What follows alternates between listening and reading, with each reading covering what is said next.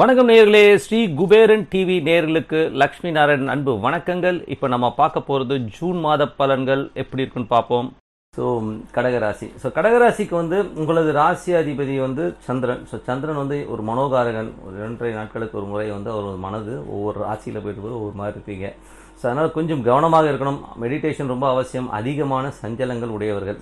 இது மேஜராக பார்க்க போனால் 11 சூரியன் ராகு காம்பினேஷன். அதில் ராகு சந்திரனுடைய சாரத்தில் போகிறனால வீட்டில் உள்ள குடும்பத்தில் உள்ள குடும்ப தலைவர்கள் நீங்களாக இருந்தீங்கன்னா கொஞ்சம் உஷாராக இருந்துங்க. அதுவும் 1ஆம் தேதியிலேருந்து 5ஆம் தேதி வரை ரொம்ப உஷாராக இருக்கணும். ஒரு 15 தேதிக்கு மேலே எந்த வித ப்ராப்ளமும் கிடையாது. ஸோ கொஞ்சம் பார்த்து நடந்துக்கணும். குடும்பத்தில் குடும்பத் தலைவருக்கு கொஞ்சம் செலவு செய்வதற்கான வாய்ப்புகள்லாம் இருக்கனால குடும்பத் தலைவர் ஹெல்த்தை பார்த்துக்கணும். மேஜராக அப்பாவாக இருந்தாலும் சரி, தாத்தாவாக இருந்தாலும் சரி, யார் குடும்பத் தலைவரோ அவர் கொஞ்சம் பார்த்துக்கிறது ரொம்ப ரொம்ப நல்லது. இப்போ கவர்மெண்ட்லேயே கூட பார்த்திங்கன்னா கவர்மெண்ட் செக்டாரில் இருக்கவங்களுக்கும் 1ஆம் தேதியிலேருந்து அந்த 5ஆம் தேதி வரை பார்த்திங்கன்னா நிறைய ஒரு நெருக்கடிகள் எல்லாம் சந்திப்பார்கள். ஸோ இதெல்லாம் ஜென்ரலாக நடக்கும். ஓகேங்களா? ஸோ இதெல்லாம் ஒன்றும் பண்ண முடியாது. ஸோ குடும்பத்தில் அந்த மாதிரி அப்பா ஏதாவது சத்தம் போட்டாலும் கண்டுக்காமல் போங்க. ஸோ கண்டுக்காமல் போகிறதும் ரொம்ப நல்லது தான். அது மட்டும் இல்லாமல் உங்களுக்கு 7ஆம் அதிபதியான சனி சந்திரனுடைய சாரத்தில் வக்கரமாக போகிறனால தொழில் சார்ந்த விஷயங்களில் கொஞ்சம் கவனமாக இருக்கணும். ஒரு சில டெசிஷன் எடுக்கும்போது டிலேவாக எடுப்பீங்க. மக்கள் தொடர்பு, கணவன் மனைவிக்கு நடுவில் ஒரு சில விஷயங்கள் ஸ்லோனஸ். ஒய்ஃபாக இருந்தாலும் சரி, கணவன் சோம்பேறியாக இருக்காங்க இவன் அப்படிங்கிற மாதிரி தோணும். ஸோ அது வக்கரமாக இருக்கும்போது அந்த மாதிரி விஷயங்கள்லாம் தோணும். கொஞ்சம் பொறுமையாக ஹேண்டில் பண்ணுறது ரொம்ப ரொம்ப நல்லது. அடுத்தது பார்க்க போனால் இளைய சகோதரர். ஸோ 3ஆம் அதிபதி உங்களுக்கு புதன் வக்கரமாக இருக்கனால அதுவும் 12, 11 ரெண்டும் ஒரு பரிவர்த்தனை இருக்குது. புதன் சுக்கிரன் பரிவர்த்தனை வேறு. அது இல்லாமல் புதன் வக்கரமாக இருக்கனால இளைய சகோதரர் கொஞ்சம் பிடிவாதத்தை மேற்கொள்வார். அது மட்டும் இல்லாமல் எங்கேனாச்சும் பேசுகிறதும் கொஞ்சம் ரஃபாக பேசிடுவீங்க. ஏதாச்சும் பேசும்போது டபால்னு ஏதாச்சும் இடவிடமாக பேசுறதுக்கான வாய்ப்பு கொஞ்சம் உஷாராக இருந்துக்குங்க. ரகசிய காதல் சார்ந்த விஷயங்களை கவனமாக இருந்துக்குங்க. ஸோ அது அவ்வளோ நல்லா இருக்காது அப்படிங்கிறது தான் உண்மையான விஷயம். வீடு சம்மந்தமான விஷயங்கள். ஸோ வீடு சம்மந்தமான விஷயங்கள் எல்லாம் ஓரளவுக்கு நல்லாவே இருக்குங்க. ஸோ கொஞ்சம் நல்ல லாபங்களாக இருந்தாலும் கொஞ்சம் கவனமாக இருக்கணும். ஏன்னா வண்டி வாங்கணும். அது சுக்கிரன் பரிவர்த்தனையில் போகும்போது ராகு கிட்ட போகிறனால கொஞ்சம் பார்த்து நடந்துக்கணுங்கிறது தான் விஷயம். வேறு ஒன்றும் இல்லை. ஒரு ஸ்மஜ்ஜான ஒரு இது என்றைக்குமே நிறைய கிரகங்கள் 11 இதாகும்போது அந்த கொஞ்சம் பார்த்து நடந்துக்கணும். 11ங்கிறது உல்லாசம், நண்பர்கள் இந்தவங்களாம் குறிக்கும். ஸோ அதனால் நண்பர்கள் விஷயத்தில் கவனமாக இருந்துக்கங்க. ஸோ அந்த மாதிரி பார்த்து நடந்துக்கணும். தாயாருடைய உடல்நிலை மேஜராக தாயாரோட உடல்நிலையில் ரொம்ப கவனம் செலுத்தணும். ஏன்னா அம்மாவுக்கு ஏதாச்சும் செலவு பண்ணுறதுக்கான வாய்ப்பும் நிறையா இருக்குது. ஸோ கொஞ்சம் பார்த்து நடந்துக்கணும். அதுக்கப்புறம் குழந்தைகள். ஸோ குழந்தைகள் சம்மந்தமான விஷயங்கள் 5ல் உள்ள கேது பார்த்திங்கன்னா சனியின் சாரம். ஸோ அது ஒரு 7, 8க்கு அதிபதியாக இருக்கனால கொஞ்சம் குழந்தைங்களால் ஒரு சின்ன விஷயங்கள் எல்லாம் நம்ம கொஞ்சம் பார்த்து நடந்துக்கணும். குழந்தைங்க கரெக்டாக இருக்காங்களா என்ன ஏதுங்கிறத பார்த்து நடந்துக்கிறது ரொம்ப ரொம்ப நல்லதுங்க. ஏன்னா 5ல் கேது இருக்கும்போது உல்லாசம், குலதெய்வ வழிபாடு ரொம்ப ரொம்ப முக்கியம் இந்த டைமில். ஸோ நான் குலதெய்வத்தை வணங்குறது இந்த மாதிரி விஷயங்கள்லாம் ரொம்ப நல்ல விஷயமாக இருக்கும். கேது சனியின் சாரத்தில் போகிறார். அது பார்த்திங்கன்னா 7ஆம் அதிபதியோட சாரத்தில் போகிறனால கணவன் மனைவிக்கு நடுவில் இருந்த ஒரு சின்ன ஒரு வருத்தங்கள்லாம் விலகுவதற்கான வாய்ப்பு இருக்குது. நிறைய பேர் ஏதாவது டைவர்ஸ் கேஸ் அப்ளை பண்ணியிருந்தீங்கன்னா கூட இப்போ கொஞ்சம் யோசிப்பாங்க, நம்ம டைவர்ஸ் போகணுமா என்று சமாதானமாவதற்கான வாய்ப்புலாம் ரொம்ப சிறப்பாக இருக்குது. ஸோ இது பாருங்கள் கண்டிப்பாக. அதுக்கப்புறம் பார்த்தோம்னா 6ஆம் அதிபதி. ஸோ 6ஆம் அதிபதி குரு. 6ஆம் அதிபதி குரு பார்த்திங்கன்னா 8ல் இருக்குது. அது நிறைய பேர் சொல்லுவாங்க 6ஆம் அதிபதி 8ல் இருந்தால் விபரீத ராஜயோகம் அப்படிலாம் கிடையாதுங்க. ஏன்னா அந்த 6, 8 11ஓடு சேரும்பொழுது தான் அது விபரீத ராஜயோகமாக இருக்கும். சரி, இல்லைன்னா அது விபரீத ராஜயோகமாக இருக்காது. தெளிவாக புரிஞ்சுங்க. அதனால் கொஞ்சம் கவனமாக இருந்துங்க. வேலை செய்கிற இடங்களில் ரொம்ப கவனமாக இருக்கணும். ஸோ ஏதாச்சும் விஷயம்னாலும் கொஞ்சம் பார்த்து நடந்துக்கிறது ரொம்ப ரொம்ப நல்லது. கணவன் மனைவி உறவு எல்லாம் சிறப்பாக இருக்கும். எதாவது பிரிஞ்சிருக்கிற கணவன் மனைவியாக இருந்தால் இந்த டைமில் உட்காந்து பேசும்போது அது கிளியர் ஆகிறதுக்கான வாய்ப்புலாம் நல்லாவே இருக்குது. அதுக்கப்புறம் பார்த்தோம்னா 8ல் குரு. ஸோ 8ல் குருங்கிறது பார்த்திங்கன்னா நல்ல விஷயம்தான். பட் இருந்தாலும் அவர் பார்க்குறது பார்த்தீங்கன்னா மிதுனத்தை பார்க்குறார். ஸோ உங்களுக்கு 12ஆம் இடத்தை பார்க்குறதுனால ஒரு சில விஷயங்கள், ஒரு சில மாற்றங்கள்லாம், ஒரு நல்ல ஒரு பெரும் பணம் சம்மந்தமான விஷயங்கள்லாம் ஈடுபடுவீங்க.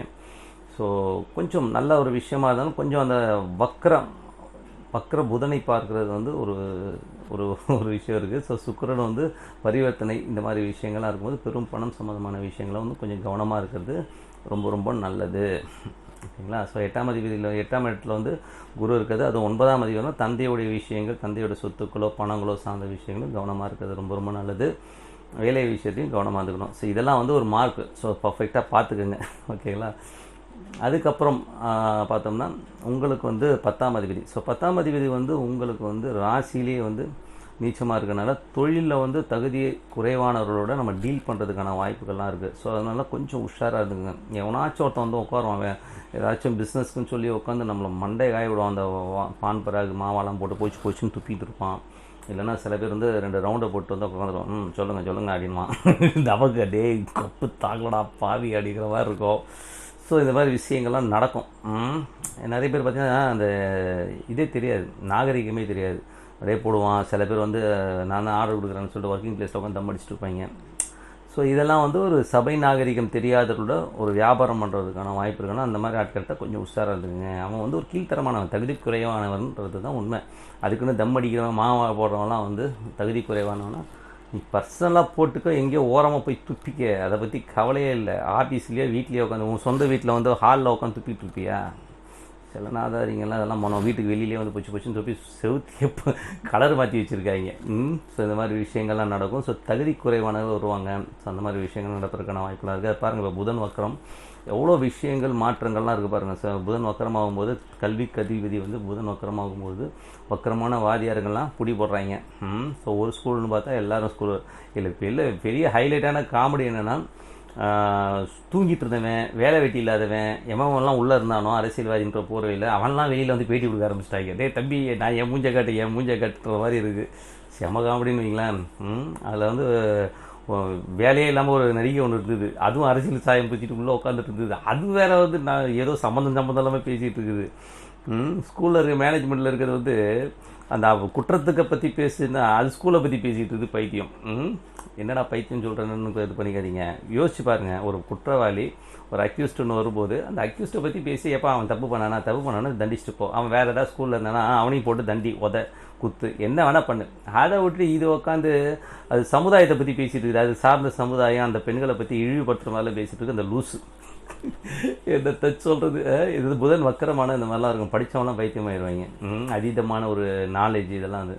ஸோ இதெல்லாம் வந்து ஒரு எஸ்கேபிசம் தான். இதெல்லாம் வந்து ஒரு 5 ஆண்டுகளாக நடந்துகிட்டு இருக்கணும்போது ஒரு மேனேஜ்மெண்ட்டுக்கு தெரியாதுன்னு சொல்கிறது வந்து ஒரு அபத்தமான விஷயம். அப்படி என்ன மேனேஜ்மெண்ட் பண்ணாங்க, என்ன மேனேஜ்மெண்ட்லேயே இல்லைன்றவாங்க, அவ்வளோதான். ரொம்ப ஈஸியில் நீங்கள் என்ன குத்தம் சொல்லாத அப்படின்னு. எஸ்கேபிசம், ஓடுறது ஒளியறதெல்லாம் வந்து ஒரு சிறந்த பண்பு கிடையாதுங்கிறத ஒரு விஷயம். ஸோ இந்த மாதிரி காமெடியெலாம் வந்து 22 நான் எதுக்கு சொன்னேன், இதெல்லாம் வந்து ஒரு 22ஆம் தேதி வரை தான் இருக்கும். அதுக்கப்புறம் பாருங்கள் எல்லாமே சேஞ்ச் ஓவர் ஆகிடும்.